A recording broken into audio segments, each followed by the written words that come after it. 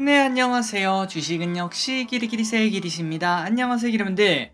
또 새로운 주가 출발하게 되었습니다. 오늘의 경제 공부 빠르게 보도록 하겠습니다. 같이 공부하시죠. 렛츠 기리!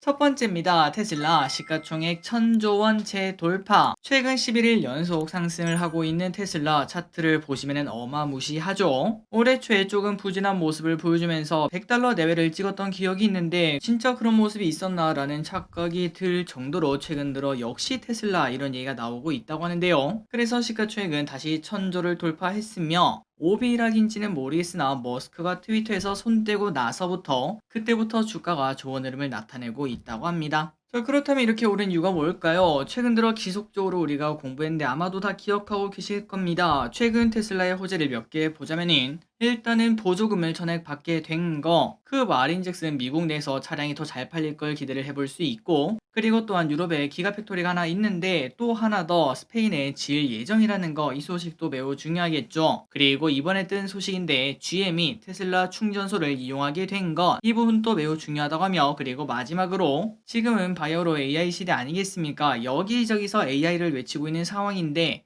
추후 AI 대장주로서 또 테슬라가 한마디 하지 않겠나, 이런 예상이 현재 나온다고 합니다. 그렇다면 이 와중에 GM이 충전소를 이용하는 거, 테슬라 충전소를 이용하는 게 도대체 뭐길래 이게 호재인가 한번 조금만 더 보자면은, 자, 실적만 봐도 테슬라는 향후 6년간 4조 원 정도의 이득을 볼 수 있다고 합니다. 야, 이거 진짜 대박이라고 볼 수 있겠죠. 주가 오를만 하네요. 게다가 더 중요한 거는 GM이 이렇게 결정했으니까 다른 차들은 어떻게 될까요? 물론 다른 자동차 브랜드도 그냥 서로 힘을 합쳐가지고 자기만의 충전소를 만들고 싶긴 하겠지만, 그런데 GM이 이렇게 넘어가 버렸으니까 다른 자동차 브랜드도 따라갈 확률이 매우 높아졌다고 합니다. 그래서 적어도 미국에서는 테슬라 충전소가 표준이 될 것이라고 하며, 거기에 대한 미래 가치까지 생각하면은 앞으로 호재가 엄청나게 나올 수밖에 없다는 거겠죠. 그래서 이러한 이유로 최근 들어 다시 테슬라를 공부하시는 분들은, 자, 보지 않았냐, 지금까지 나온 그런 호재들만 반영해도 전 고점 간다니까 라고 말하는 그러한 투자들이 정말 많아지고 있다고 합니다. 과연 실제로 테슬라 거기까지 갈 수 있을지 공부해 보시기 바랍니다. 다음입니다. 조금은 부정적인 이야기를 몇 가지만 해보도록 할게요. 욕심이 가득한 상태. 지금 시장은 충분히 괜찮은 상황입니다. 그러다 보니까 시장을 좋게 보고 일단 저 길이 좋게 보고 있죠. 더 사고 싶은 욕망이 시장에 존재하고 있다고 하는데요. 실제로 심리지표인 공포엔 탐욕 지수가 현재 시장이 과열됐다는 경고 신호를 현재 보여주고 있으며, 극도의 탐욕 수준인 77까지 올라오는 걸 확인할 수 있다고 합니다. 게다가 또 이 와중에 이거 우리 당연히 봐야겠죠. 빅스도 팬데믹 직전 수준까지 급락하고 있어서, 야, 사실 언제가 될지 모르겠지만 무조건 올해 안에 한번 뭐가 터진다, 이런 얘기는 분명 해볼 수 있을 것 같습니다. 다만 개인적으로는 조금 근시일 내에 나온다면 그냥 단기적일 확률이 높고, 혹시나 단 한 번의 조정도 없이 뭐 한두 달 올라간다면 그때는 진짜 큰 폭풍을 대비를 해야 된다고 볼 수 있겠죠.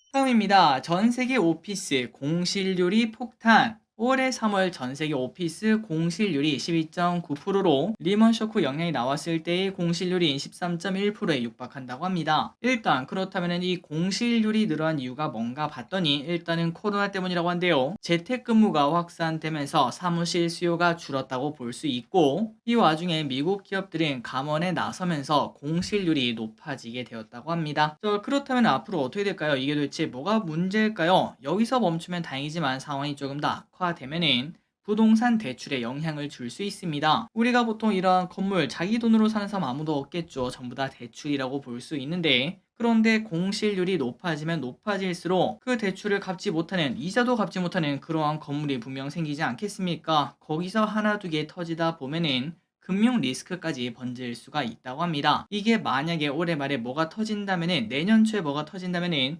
아마도 이쪽 부동산 쪽이 아닐까, 이러한 예측이 현재 많이 나온다고 해요. 다음입니다. 정말 듣기 싫은 소리지만 결국은 오고 있습니다. 후쿠시마 오염수 방류 코앞. 결국 그 시간이 다가오고 있고요. 도쿄전력은 방류 시설의 시운전을 12일부터 2주간, 오늘이네요. 오늘부터 2주간 시행을 한다고 합니다. 물론 이번에는 오염수는 방류되진 않지만, 이거 뭐 사실상 그냥 시작하겠다라는 그냥 선포라고도 볼 수 있겠죠. 기분이 매우 나쁘네요. 그리고 이런 상황이 나오다 보니까 주경 관련주인 인산가라는 기업은 급등을 하는 모습을 나타내고 있고, 육계 관련주나 수산 관련주도 연일 좋은 흐름을 나타내는 걸 확인할 수 있습니다. 그만큼 우리나라 사람들의 불안감이 크다는 증거라고도 볼 수 있겠네요. 다음입니다. 공매도는 누가 치는 걸까? 정답! 외국인! 이렇게 말씀하신 분들이 많으실 것 같은데 당연히 정답입니다. 과거에 우리가 공매도는 기울어진 운동장이라고 하며 개인 투자자도 칠 수 있게 바꿔준다 했던 거 기억나시나요? 그런데 이번에 조사를 해보니까 여전히 공매도의 98.7%인가 그게 전부 다 외국인이 치는 것으로 보인다고 합니다. 사실상 뭐 이 정도면 뭐 100%라고 볼 수 있고, 물론 개인적인 생각으로는 공매도는 매우 어려운 방법이고 매우 위험하기 때문에 개인 투자자가 쉽게는 접근하는 게 안 좋다라고 생각은 하고 있지만, 그럼에도 그냥 외국인이 많다고 하면은 괜히 또 기분이 나쁜 이런 생각 들지 않겠습니까? 어쨌든 여전히 기울어진 운동장인 걸 확인할 수 있다고 합니다. 다음입니다. 중국이 많이 덥다고 합니다. 올 여름은 매우 덥다는 소식 지금까지 한 10번은 넘게 봤던 것 같은데, 그런데 지금까지는 예측 아니었겠습니까? 그런데 이제는 실제로 일어나고 있다고 합니다. 바로 옆나라 중국에서는 이른 폭염에 에어컨 판매가 증가하고 있다고 하며, 중국의 한 에어컨 판매 업체는 에어컨 판매량이 전년비 160%나 증가, 벽걸이 에어컨 판매액은 전년 동기 5배 이상 늘어난 걸 확인할 수 있다고 합니다. 그렇다면 중국인들의 호들갑인가 라고 봤더니 그게 아니네요. 실제로도 이미 중국이 많이 덥다고 합니다. 광저우는 5월 기온으로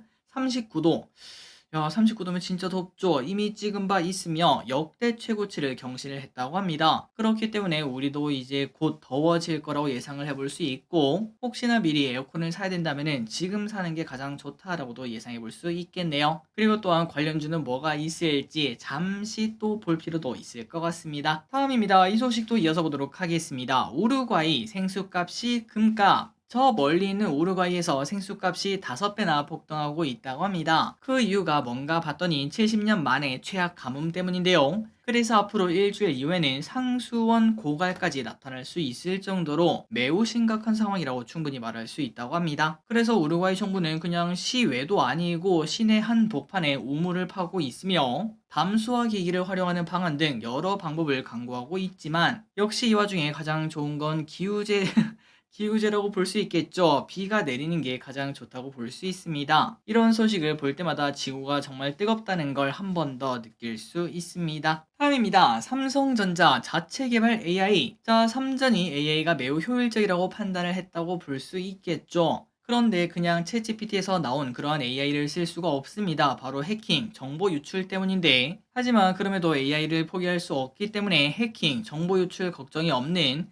자체 개발 AI를 연내 도입할 예정이라고 밝혔습니다. 그렇다면 도대체 AI가 뭘 그렇게 잘하는데 이렇게 목매나 봤더니 바로 코드인데요. 저 기릿은 잘 모르는 세계지만 6년차 엔지니어, 사실상 뭐 전성기 아니겠습니까? 그런데 그 사람이 하면은 한 1시간 정도 걸릴 거 GPT가 하면은 10분 만에 코드를 다 짜고 검증까지 완료를 한다고 합니다. 그렇기 때문에 당연히 이러한 AI를 포기를 할 수가 없다라고 볼 수 있겠죠. 그래서 결국 앞으로는 각 기업마다 자체 개발 AI를 쓰는 미래가 곧 다가올 거라고 볼 수 있습니다. 다음입니다. 중국에서 세계 AI 대회가 열린다. 오는 7월 6일부터 7월 8일까지 중국에서 세계 인공지능 대회가 열린다고 합니다. 여기에는 마이크로소프트, 구글, 엔비디아, 오픈 AI 등이 참여를 한다고 하며, 여기서는 여러가지 인공지능 플러스 메타버스 등의 이슈를 다룰 예정이라고 하네요. 자, 많은 투자자분들은 AI 관련주가 한 번은 더 가주지 않을까라는 예상을 하고 있다고 하는데, 그런데 이미 예전에 많이 올라서일까요? 여전히 주가 흐름은 별로라고 합니다. 과연 이 소식을 바탕으로 상승할 수 있을지, 일단 참가하는 기업들 보면은 글로벌리한 걸 확인할 수 있는데 과연 주가는 어떻게 될지 한번 보도록 하겠습니다. 그리고 오늘 이 소식이 나왔습니다. 네이버, 폴라리스 오피스, 네이버도 멈춰 있는 게 아니라는 거겠죠. 열심히 준비하고 있습니다. 폴라리스 오피스라는 기업에서 네이버 클라우드와 MOU를 체결했다는 소식이 나왔고, 그렇다면 뭘 하나 봤더니 폴라리스 오피스의 서비스와 네이버의 하이퍼클로바 X 기반 AI 서비스를 접목해서 AI 오피스 기술 코드와 여기에 중점을 두고 같이 협업을 한다고 합니다. 그래서 이러한 소식이 나오며 폴라리스 오피스는 최근 들어 주가 흐름이 좀 정신없긴 하지만 계속 올라가는 모습을 나타내고 있죠. 추가 상승 기대감이 나올지 한번 보도록 하겠습니다. 다음 소식입니다. 서울시 청년수당 월 50만원씩 6개월. 자, 이런 소식이 나오면 많은 분들이 또 화를 많이 내십니다. 저 길이 또 그 중에 한 명인데요. 청년만 사람이냐, 서울 사람만 사람이냐 라는 말을 할 수 있지만, 어쨌든 그냥 정보 전달 차원에서 쓱 보고 넘어가도록 하겠습니다. 서울시는 청년 구직자에게 월 50만 원을 지원하는 청년 수당 2차 참여자 7,000명을 모집한다고 밝혔습니다. 주변에 서울시에 사는 청년이 있다면 소개해 주시면 좋을 것 같아요. 그리고 이거는 그냥 주는 게 아니라 신청을 해야 됩니다. 오는 12일부터 14일, 오늘부터 수요일까지네요. 청년 몽땅 정보통 홈페이지에서 모집한다고 하니까 참고하시면 될 것 같고, 대상은 서울 거주하는 사람 만 19세에서 34세 및 취업 청년, 이게 중요하겠죠. 그리고 중위소득 150% 이하, 학교에 재학, 휴학 상태면 안 된다고 합니다. 이것도 중요하니까 꼭 확인하시기 바랍니다. 그리고 마지막으로 신청 인원이 많으면 랜덤이 아니라 저소득층 청년이 우선 선정이 된다고 하니까 이 부분도 참고하시면 될 것 같습니다. 다음입니다. 월 590만 원 넘으면 다음 달부터 590만 원 이상 월급을 받는 직장인의 국민연금 보험료가 16,650원이 오른다고 합니다. 물론 이제 이런 소식을 접하게 되면은, 아니 야 590만 원 제발 받게 해주세요. 네. 네, 그거 10배도 내겠습니다. 이런 생각을 해볼 수 있겠지만, 어쨌든 이번에 원래 국민연금 상한액은 553만 원이었는데 590으로 오르게 되었고, 물가 상승률에 연동되었다고 볼 수 있겠죠. 그리고 하한액도 35만에서 37만 원으로 각각 인상이 되었다고 하니까 참고하시면 될 것 같습니다. 그리고 이건 오해하실 필요는 없습니다. 당연히 상한액 속에 들어있는 대부분의 사람이라고 볼 수 있겠죠. 대부분의 가입자는 보험료 변동이 없으니까 이 부분도 확인하시면 될 것 같습니다. 다음입니다. 알츠하이머 신약 코앞. 자, FDA의 자문위원회 논의에서 레카네맙 성분의 참석자 전원이 찬성표를 던지며 정식 승인을 추천하는 권고를 내렸다고 합니다. 자, 레카네맙은 FDA로부터 신속 승인을 받아 7월경 정식 승인 여부가 결정될 예정인데, 승인까지 코앞이라고 볼 수 있겠죠. 그리고 이 약은 다국적 개발사 에자이와 바이오진이 공동 개발한 약인데, 임상 당시 인지 기능 악화를 27% 지연하는 효과를 가져왔다고 합니다. 자, 이 병 알츠하이머는 지상 최악의 병이라고 볼 수 있겠죠. 빨리 처치하길 진심으로 바랍니다. 다음입니다. 지금 주도주는 요즘 들어 이제 이러한 소식이 나오고 있어서 이거 슬금슬금 고점 다가오나 라는 예상이 조금 들긴 하는데요. 하지만 한번 보도록 하겠습니다. 연초 2차 전지가 코스닥 지수를 끌어올렸다면 이제는 루트로닉, 클래시스, 원텍, 제이시스메디칼 등 이러한 미용기기 플러스, 그리고 뷰노와 루닛 등 의료 AI 기업이 코스닥 지수를 끌어올리고 있다고 합니다. 최근 들어 위 기업들 차트 보면 어마무시하죠.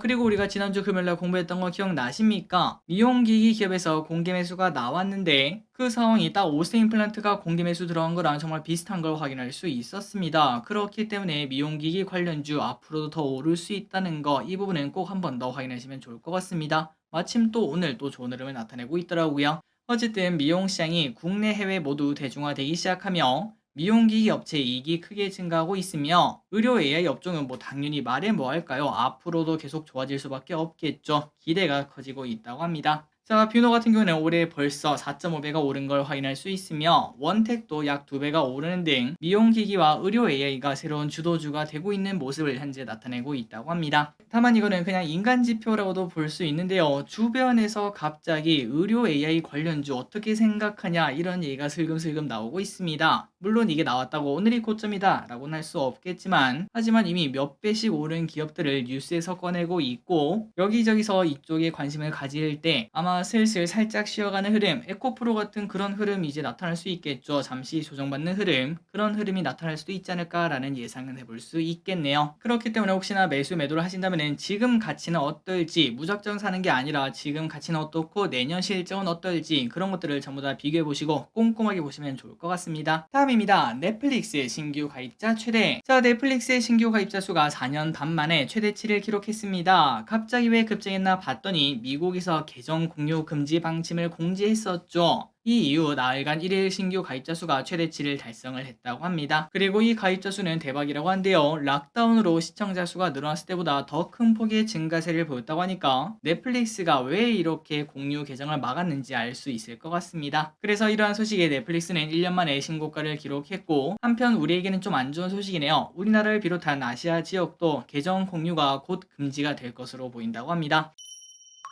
다음입니다. 피해 거짓 출시일 확정. 네오위즈의 기대작이죠. 피해 거짓 9월 19일에 정식으로 출시를 한다고 합니다. 당초 8월 출시일로 잡았으나 완성도를 위해서 3주가량 미루게 되었다고 하며, 자, 피해 거짓은 피노키오를 각색한 싱글 플레이 게임으로 독일 게임스컴에서 3관왕을 차지했던 게임이라고 합니다. 오는 27일까지 데모 체험이 가능한데 누구나 참여 가능하다고 하니까 혹시나 이제 관심 있는 분들은 해보시면 좋을 것 같아요. 다만 아직까지 게임에 대한 높은 관심과 달리 이미 주가가 좀 반영된 부분이 있는 걸까요? 아직까지 주가는 이렇다 할 흐름을 보여주고 있진 않다고 합니다. 다음입니다. 두산 로보틱스 옵니다. 로봇주의 기대주 두산 로보틱스 요 친구 상장 예비 심사를 청구를 했다고 하며 상장 예비 심사에 통상 2-3개월 시간이 소요가 되기 때문에 아마도 한 10월 정도쯤 되겠구나, 그때 상장하겠구나 라는 생각해 볼 수 있겠네요. 그리고 기존 재무적 투자들이 투자금 회수 방안을 강구하던 만큼 구주 매출 비중이 높을 것으로 보였는데 정말 다행입니다. 전액 신주 발행으로 이루어진 것으로 현재는 보인다고 합니다. 다만 향후 증권신고서 제출 과정에서 일부 구주 매출이 나올 수 있으니까 나중에 확인해보고 우리가 또 청약을 할 만한 기업인지 아닌지 그때 또 공부해보도록 하겠습니다. 다음입니다. CU 아사히 멈춰. 요즘 유행이라던 아사히 슈퍼드라이 생맥주 기억나시죠? 캔을 딸 때 그냥 입구만 따는 게 아니라 뚜껑 전체를 따는 게 서울길에서는 아직 한 번도 본 적 없어서 나중에 발견하면은 신기한 마음에서라도 그냥 한 번은 사서 마셔볼 것 같은데 지난번에 뭐 코스트코에 있다라고 해가지고 한번 갔었거든요. 그런데 없더라고요. 어쨌든 나중에 보면은 한번 마셔보도록 하겠습니다. 자, 그런데 CU에서 발빠르게 캔 뚜껑째 따서 마시는 서든어택 펑크림 에일을 출시를 한다고 합니다. 아사히는 뚜껑을 따면은 거품이 올라오는 그런 생맥주 느낌을 내는데 그런데 이 녀석은 펑 소리가 나서 조금 특이한 모습이라고 하네요. 다만 이걸 보면서 이런 생각은 들었습니다. 너무 빨리 만들어서 그냥 뭐 다른 맥주나 똑같은 거 아닌가 라는 생각을 해봤는데 나름 이거를 만드는데 1년 6개월이나 수제 맥주 기업이랑 협업을 해서 만들었다고 하네요. 마지막입니다. 요즘 군대에서는 주식 투자를 라떼는 말이야 군대에서 전화도 마음대로 못했어 라고 말하면은 이제는 아저씨겠죠. 네, 저 기린 아저씨라고 볼 수 있습니다. 그런데 요즘은 세상이 많이 바뀌었습니다. 요즘 장병은 스마트폰을 일과 후에 사용할 수 있다고 하며 그리고 이 와중에 월급도 나름 빵빵해졌다 보니까 사실 좀 돈이 남지 않겠습니까? 여기서도 나오겠죠. 라떼는 말이야 병장 월급이 9만 얼마였어. 저 기릿이 갔을 때 딱 병장 되면 10만 원이 넘었던 걸로 기억합니다. 아마도 이 기억이 맞겠죠? 어쨌든 잘 기억은 안 나지만 요즘 뭐 100만 원씩 받는다고 하니까 그 돈으로 주식을 하는 장비형 개미가 등장하고 있다고 합니다. 저 개인적으로는 좋은 현상이라고 봅니다. 물론 도박적으로 투자하는 건 당연히 나쁘겠지만 나름 군대에서 하면은 그냥 우리가 직장인 기준으로 소액 아니겠습니까? 그 소액으로 투자 경험을 일찍부터 쌓아보는 거는 앞으로 주식을 하지 않더라도 나중에 돈 많이 벌 때 그때서 잃는 거보다 미리 잃어가지고 그때부터 주식 안 하는 게 오히려 더 오히려 더 이득 아니겠습니까? 아마도 많은 분들 공감을 하실 것 같습니다. 어쨌든 일찍부터 이러한 투자 경험을 쌓는 건 저는 좋은 현상이라고 생각하고 있습니다. 물론 이 주식 투자한다고 국방의 의무를 소홀히 하는 거는 당연히 안 되겠지만요. 자, 오늘의 공부 여기까지 끝났습니다. 항상 이렇게 같이 공부해서 진심으로 감사합니다. 저끼리 또 계속 열심히 공부해서 나중에 진짜 큰 부자 되고 여기저기 나누면서 꼭 살도록 하겠습니다. 지금까지 기리셨습니다. 빠이요.